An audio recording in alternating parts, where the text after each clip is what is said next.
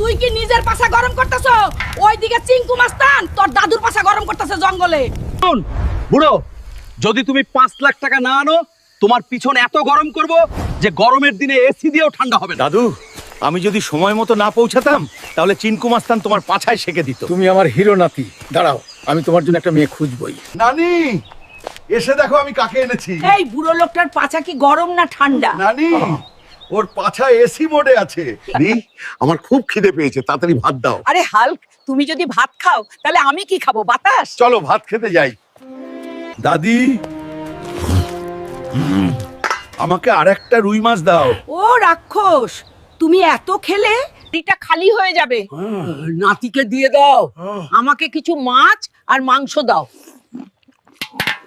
দাদু, তুমি বলেছিলে আমার বিয়ে দেবে, কোথায়? শীত প্রায় শেষ, আমার বিয়ে কবে হবে? দেবো দেবো, তো তোমার মতো বুড়ো হয়ে যাব। কাল আমার জন্য একটা মেয়ে খুঁজে দাও। Grandpa, as soon as I see the girl, bells are ringing in my chest. টিং টিং টিং। এই মেয়েটাকে দেখে আমার বুকটা বেজে উঠলো ঘন্টার মতো। টিং টিং টিং। হাল্ক, এটা কি ভালোবাসা নাকি খিদে? আগে তো শরবত শেষ কর। যখন ঘন্টা বাজবে তুমি বুঝতে পারবে বিয়ের অনুষ্ঠান এগোচ্ছে। আপনি বরকে কেমন পছন্দ করেন? খুব ভালো, শরবতের চেয়ে মিষ্টি, আর মেয়েটি তো আরো মিষ্টি।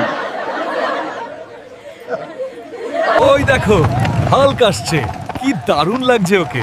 একদম সিনেমার হিরোর মতো লাগছে, তাই না? আর বউটাও খুব মিষ্টি। দেখো আমি কেমন লাগছে, একদম নায়কের মতো, তাই না? হ্যাঁ, খুব সুন্দর লাগছে। এই, তোর ছয়তলা বাড়ি কোথায়? তোর চোখ নেই, দরজার দিকে তাকা। বাটপার, আমি ভেবেছিলাম এটা একটা বিল্ডিং আর তুমি একটা তালা বানিয়েছো। তালা থাকলে চোর ঢুকবে না, এটাই হালকের সিকিউরিটি সিস্টেম। আমি পরে 6 তলা বাড়ি তৈরি করব, প্রথমে আমি তালাটা সামলাবো।